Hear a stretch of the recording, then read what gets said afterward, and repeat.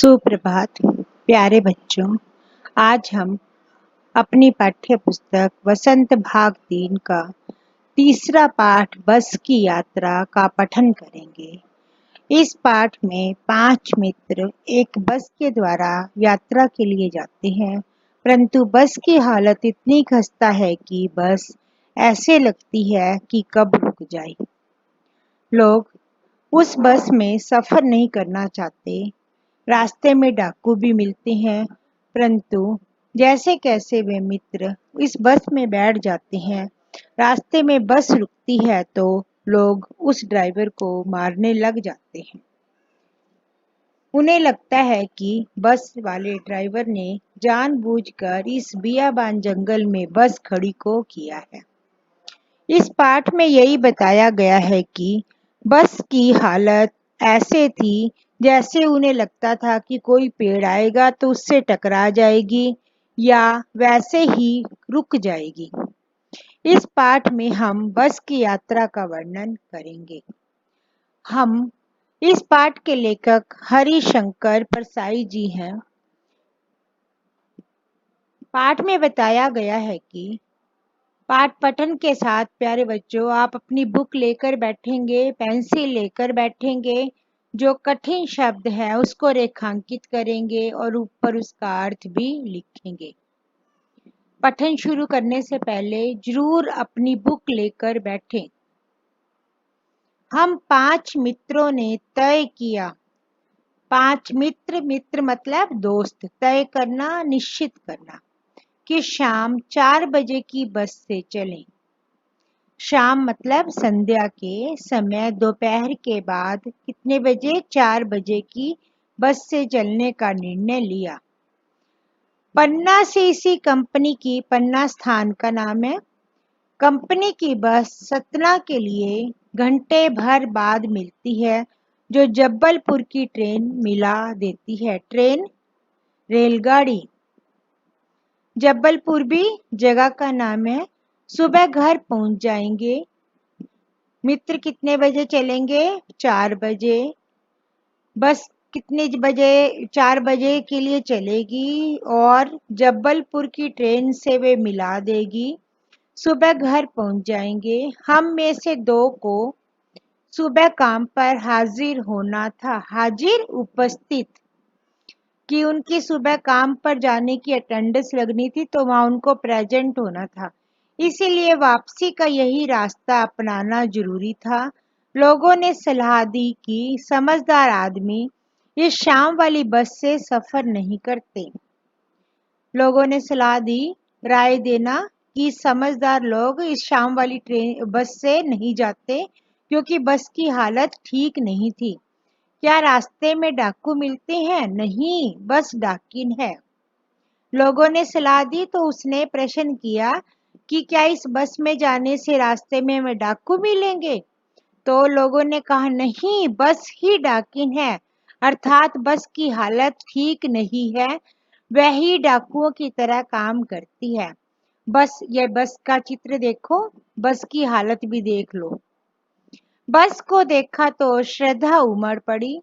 खूब वयोवृद्ध थी। वयोवृद्ध बूढ़ी, सदियों के अनुभव के निशान लिए हुए थे। निशान, चिन्ह।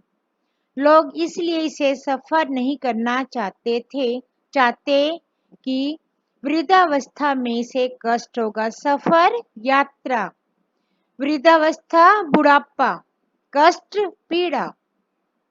यह बस पूजा के योग्य थी।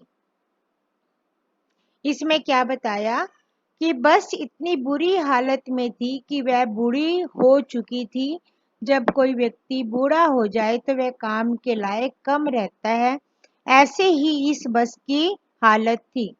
उस पर सवार कैसे हुआ जा सकता है? वो प्रश्न कर रहा है कि ऐसी बस में कैसे हम जा सकते हैं। बस कंपनी के एक हिस्सेदार भी इसी बस से जा रहे थे। हमने उनसे पूछा, यह बस चलती भी है क्या? हिस्सेदार से प्रश्न किया कि ऐसी खस्ता हालत वाली बस चलती है? वह बोले, चलती क्यों नहीं जी।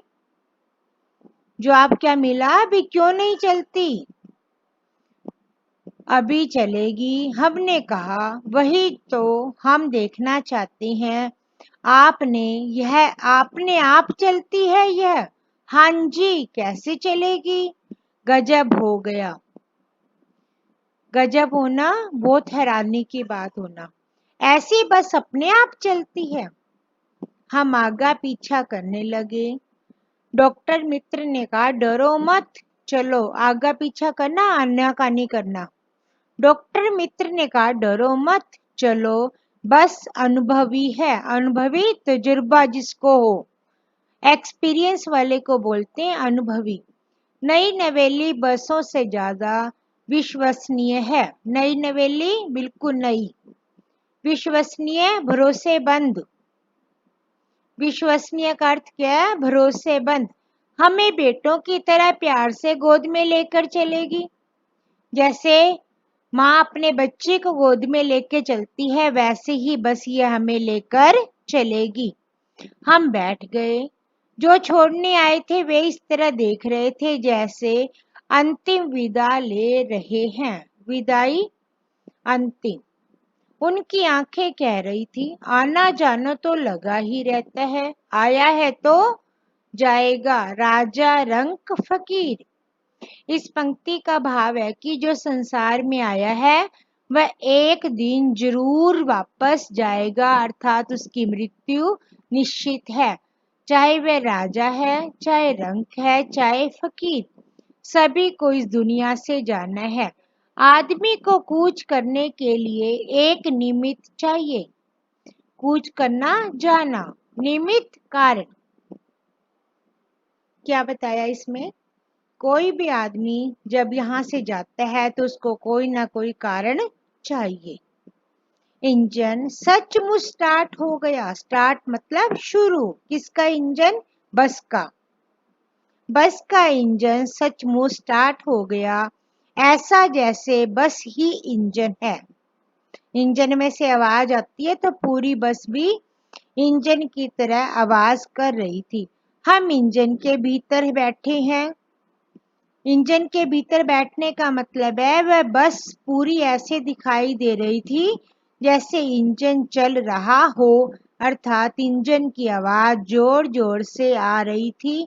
तब लेखक को लगा कि हम भी इंजन के भीतर बैठे हैं। कांच बहुत कम बचे थे। कांच बहुत कम बचे थे का मतलब क्या है? जो बस में खिड़की में कांच लगे होते हैं वे सब टूट चुके थे, कोई कोई बचा हुआ था। जो बचे थे उनसे हमें बचना था। इस पंक्ति का भाव है जो कांच उसमें बचे हुए थे उनसे हमें बचना था। यदि वे टूट जाते तो उन मित्रों के ऊपर गिर सकते थे। हम फौरन खिड़की से दूर सरक गए। क्यों सरके खिड़की से दूर? ताकि वो कांच टूट कर उनके ऊपर ना गिर जाए। इंजन चल रहा था। हमें लग रहा था हमारी सीट के नीचे इंजन है। बच्चों, यहाँ इंजन की आवाज इतनी ज्यादा है कि उन्हें लगा जैसे हमारी सीट के नीचे ही इंजन बज रहा है। ये देखेंगे बस में पांचों मित्र कैसे बैठे हुए बातें कर रहे हैं।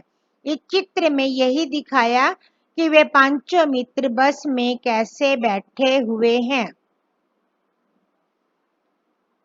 बस सचमुच चल पड़ी और हमें लगा कि यह गांधी जी के असहयोग और सविनय अवज्ञा आंदोलनों के वक्त अवश्य जवान रही होगी।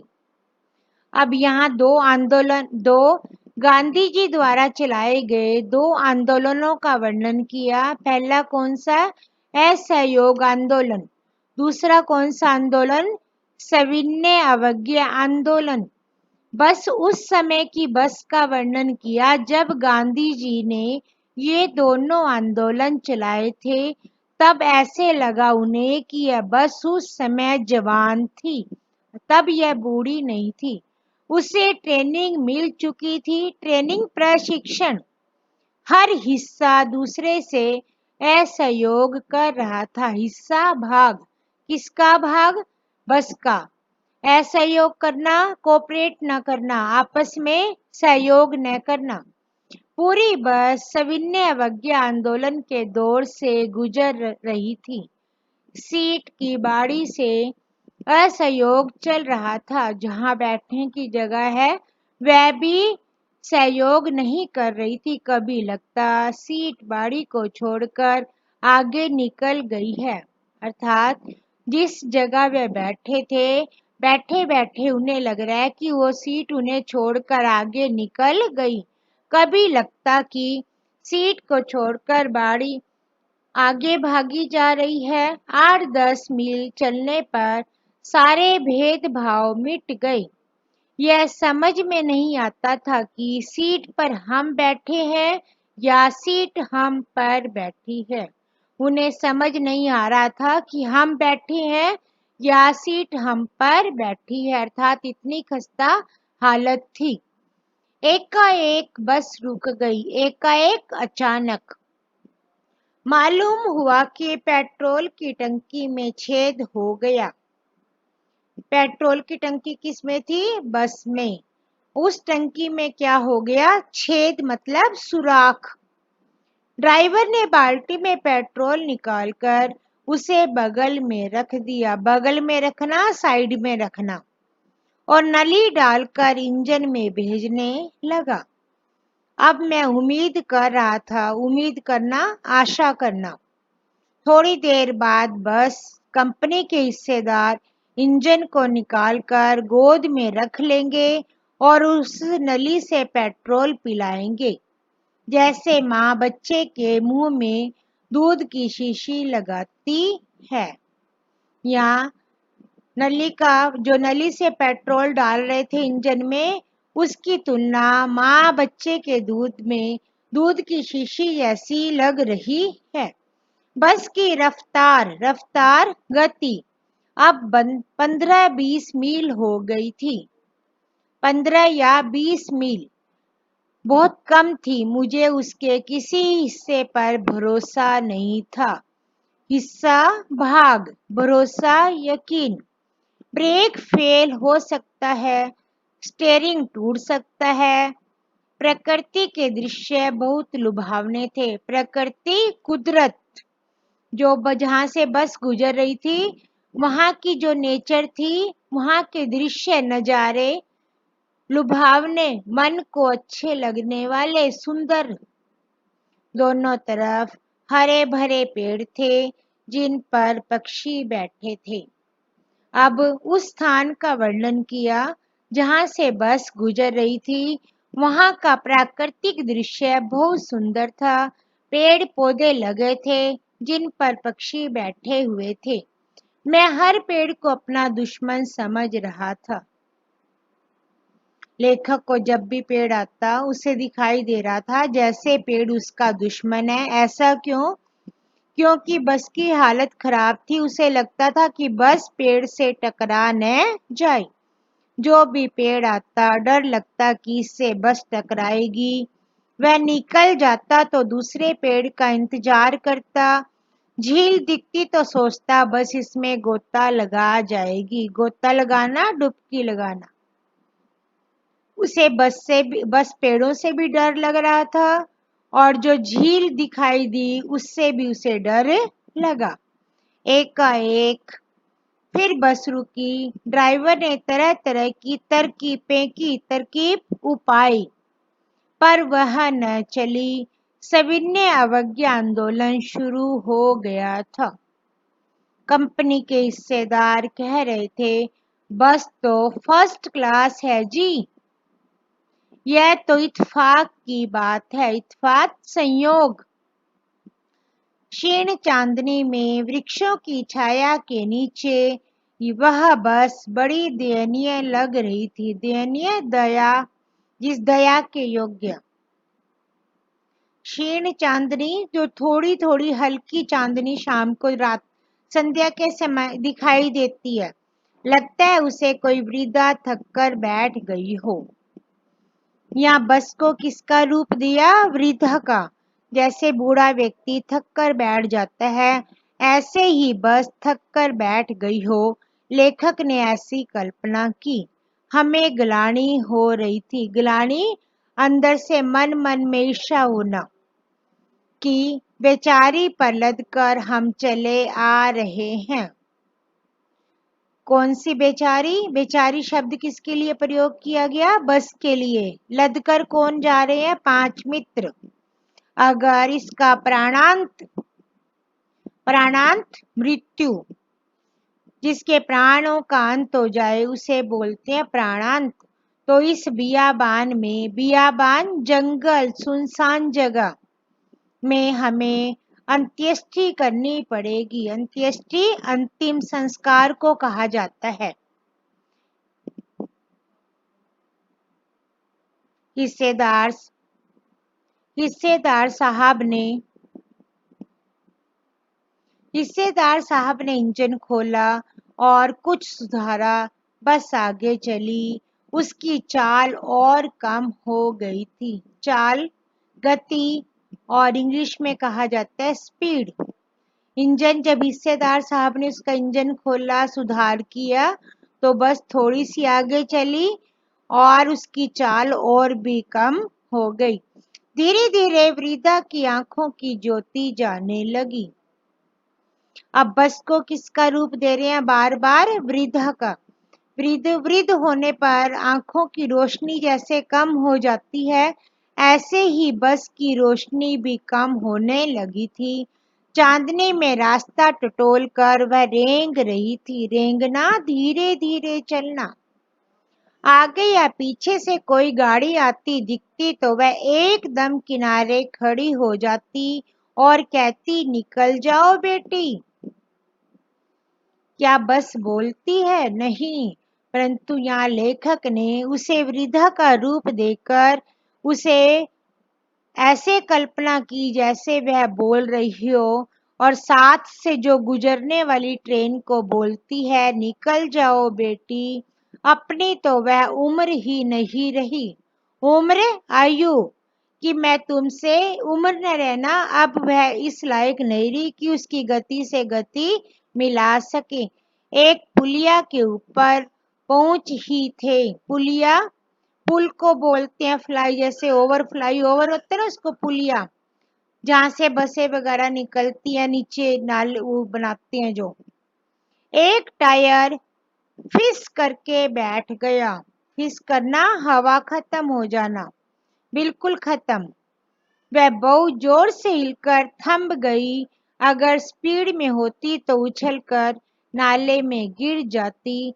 मैंने उस कंपनी के हिस्सेदार की तरफ पहली बार श्रद्धा भाव से देखा। वह टायरों की हालत जानते हैं, फिर भी जान जोखिम में डालना, इस बस पर सफर कर रहे हैं। उत्सर्ग की ऐसी भावना दुर्लभ है। उत्सर्ग, बलिदान, दुर्लभ, कठिन। सोचा, इस आदमी के साहस और बलिदान भावना का सही उपयोग नहीं हो रहा है। इसे तो किसी क्रांतिकारी आंदोलन का नेता होना चाहिए। किसके लिए बोला ये? हिस्सेदार के लिए। अगर बस नाले में गिर पड़ती और हम सब मर जाते तो देवता बाहें पसारे उसका इंतजार करते। इंतजार करना, प्रतीक्षा। यहाँ बताया, ड्राइवर को क्रांतिकारी आंदोलन का नेता बताया, जिसने बस को संभाल कर रखा। कहते हैं, वह महान आदमी जा रहा है जिसने एक टायर के लिए प्राण दे दिए। मर गया पर टायर नहीं बदला। दूसरा घिसा टायर लगाकर बस फिर चली। अब हमने वक्त पर पन्ना पहुंचने की उम्मीद छोड़ दी थी। पन्ना कभी भी पहुंचने की उम्मीद छोड़ दी थी। पन्ना क्या, कहीं भी कभी भी पहुंचने की उम्मीद छोड़ दी थी। लगता था जिंदगी इसी बस में गुजारनी है। इससे सीधे लोक को प्रयाण कर जाना है। प्रयाण करना, चले जाना। इस पृथ्वी पर उसकी कोई मंजिल नहीं है। मंजिल उद्देश्य, लक्ष्य। हमारी बेताबी, बेचैनी, तनाव खत्म हो गए। हम बड़े इत्मीनान से घर की तरफ बैठ गए। इत्मीनान, आराम से। चिंता जाती रही, चिंता, फिक्र। हंसी मजाक चालू हो गया। किसका चालू हो गया? जो 5 मित्र थे उन्होंने बस में, ऐसी बस में भी बैठकर हंसी मजाक शुरू किया और पन्ना पहुंचने की जो अंतिम उम्मीद थी वो भी छोड़ दी। इस पाठ के लेखक हरिशंकर परसाई ने ऐसी वृद्ध अवस्था की बस का वर्णन किया जो चलने लायक नहीं थी, फिर भी चले जा रही थी। धन्यवाद बच्चों। आप अपने इस पाठ को ध्यानपूर्वक पढ़ेंगे और कठिन शब्दों को अपनी नोटबुक में लिखेंगे और जो आपकी बुक में शब्द अर्थ दिए हुए हैं उन्हें भी सुंदर सुंदर राइटिंग में लिखेंगे। धन्यवाद।